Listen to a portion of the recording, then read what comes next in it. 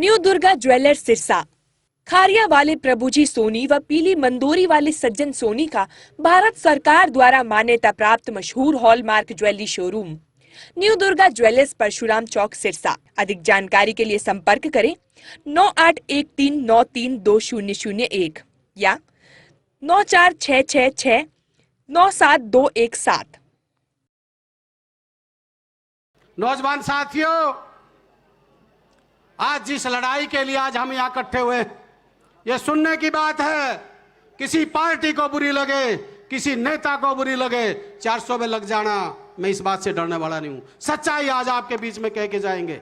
आज परावर की जमीन गौड़ संस्था की है, गौड़ संस्था की थी और गौड़ संस्था की रहेगी। किसी माई के लाल में कोई ताकत नहीं जो हमारी जमीन को छीन सकते, क्योंकि ये जमीन 2009 में हमारे समाज को मिली थी। जमीन गांव परावर की है, समाज ने गौड़ संस्था को दी थी।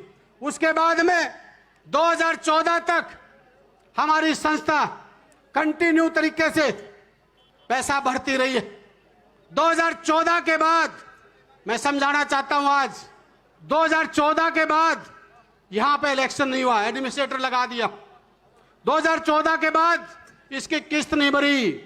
नौजवान साथियों, मैं पूछना चाहता हूं, इसका जिम्मेवार ब्राह्मण समाज है या गवर्नमेंट है? क्यों नहीं भरी किस्त हमारी? और रही बात, ये सुन लो, ये बात सुन लो, ये जमीन का 8 करोड़ की बात है, सुन लो, 8 रुपए भी नहीं भर सकते, नहीं भरेंगे। और भाई सुन लो, एक बात कह रहा हूं, भगवान परशुराम मंदिर भी बनाएंगे और यहां संस्था की जो फैसिलिटी है वो भी यहां बढ़ेंगी। आज इस संस्था के लिए मैं कहना चाहता हूं, सर्व समाज की बात करता हूं। एक समाज का बच्चा नहीं पढ़ता है, जाट संस्था है, उसमें कोई जाटों के बच्चे नहीं पढ़ते। हायर कॉलेज है, उसमें कोई हायर के बच्चे नहीं पढ़ते। वैश्य कॉलेज है, उसमें कोई वैश्य के बच्चे नहीं पढ़ते। इसी प्रकार से ये गौड़ संस्था है, ये 36 बिरादरी के लोग पढ़ते हैं, 36 बिरादरी के बच्चे पढ़ते हैं। हमारे को कमजोर करने की कोशिश की जाती है। दादा गौतम जो बात कह रहे थे, मैं विधानसभा, हमारे डॉक्टर साहब कह रहे थे, मैंने विधानसभा में उठाई है। 3 चीजें सुन लो नौजवान साथियों। 10% का हमारा एबीपीजी का था, जिससे हजारों बच्चे, एक ब्राह्मणों को नहीं 5 जातियों को मिला था। पर सबसे ज्यादा फायदा किसको हुआ? ब्राह्मण समाज को हुआ या नहीं हुआ? मैं पूछना चाहता हूं युवा साथियों से। उसके बाद में हमारी दौड़ी की जमीन थी जो 11 बिरादरियों की थी, जिसमें 74,000 परिवारों को फायदा हुआ, वो भी हमारी छीन ली। मैं पूछना चाहता हूं, क्या हमारे समाज ने किसी आंख मांगली मारी थी? क्यों हमारे समाज के साथ पीछे पड़े हुए? कभी हमारी बहन बेटियों के बारे में कुछ लिखते हैं, कभी हमारे बारे में कुछ लिखते हैं। मैं ऐसी, चाहे गवर्नमेंट कांग्रेस हो चाहे बीजेपी हो, मैं ये बात डर के कहने वाला नहीं हूं। छीना ठोक के कहता हूं, जो ब्राह्मणों का सम्मान करेगा वो इस देश पर राज करेगा। और ना यूपी के अंदर गुडलियां कर दिए थे, गुडलियां। तुम्हारे बच्चों ने ताकत से लड़ाई लड़ी, गुडलियां थारे सामने हुए थे। नौजवान साथियों, आज जहां मंदिर बनाने की बात, एक बात कह रहा हूं, मैं उन नौजवान साथियों का भी धन्यवाद करता हूं, उन दानवीर साथियों का भी धन्यवाद करता हूं जिन्होंने यहां दान दिया।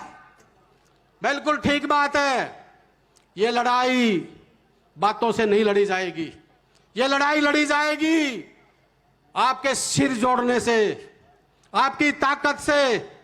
ये लड़ाई लड़ी जाएगी आपके पैसे से। आज संकल्प ले। भाई नवीन ने कहा कि भाई राम मंदिर अयोध्या में बन रहा है और परशुराम मंदिर परावर में बनेगा, तो परशुराम मंदिर परावर में बनेगा, कोई ताकत नहीं रोक सकती। भाई गढ़ी तो मैं कहता नहीं, सुन लो। आज एक बात कह रहा हूं, कुछ साथी बैठे हैं, सभी दलों के यहां बैठे, अपनी वाणी को विराम दे दूं। डॉक्टर साहब मेरे पीछे हाथ लगा रहे, हाथ मत लगा, बात को सुनने दे। कुछ लोग विधानसभा में, जब मैं दौड़ी का मुद्दा उठा रहा था, मैं 10% एबीपीजी का मुद्दा उठा रहा था, तो मैंने अगले दिन विधानसभा में सबको मैं मांग पत्र दे रहा था। बड़ी शर्म आई, बड़ा दर्द हुआ। 97 लोगों ने, 87 लोगों ने मेरी मांग पत्र ले लिया, और दुख हुआ 2 ब्राह्मण एमएलए ने, शर्म की बात है, अंदर से आत्मा रोती है, 2 ब्राह्मणों के एमएलए ये बोले भाई हम इस चक्कर में नहीं पड़ते।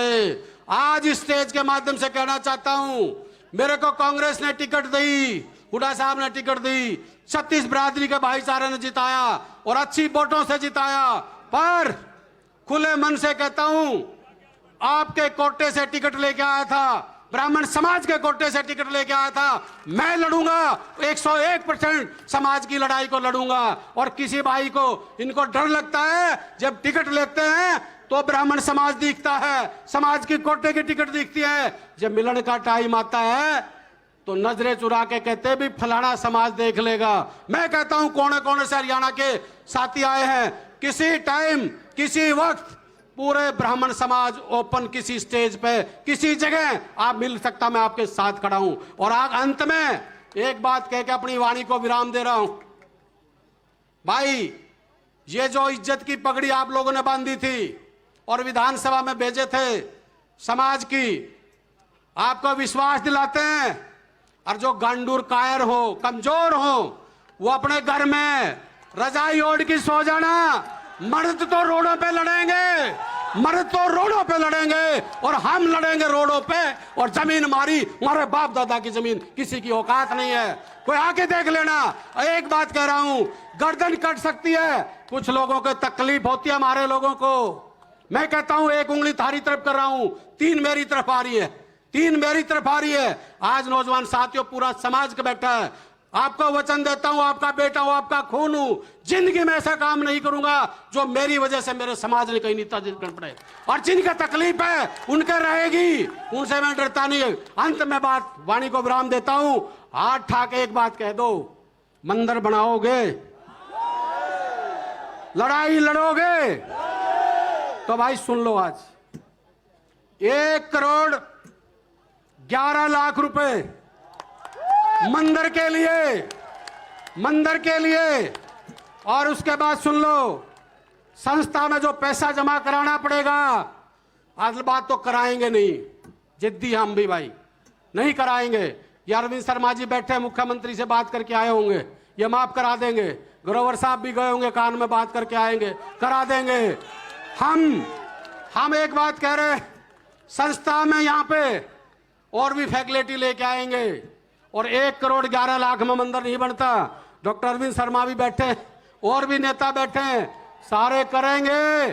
और बात सुन लो, चाहे भाई सुन लो, कुछ भी बेचना पड़ जाए, चाहे किसी के पैर पकड़ने पड़ जाए, थारा बेटा थारा भाई तन मन और धन से तुम्हारे साथ खड़ा है, और गर्दन कट सकती है, थारे समाज की इज्जत बनी रहेगी। आपका मैं पुनः दिल की गहराइयों से मैं धन्यवाद करता हूं। और हमारी सुन लो भाई, लास्ट में हमारी शराफत को लोग कमजोरी मत समझना, हम हाथ जोड़ना जानते हैं तो हाथ उठाना भी जानते हैं। धन्यवाद। जय हिंद, जय परशुराम।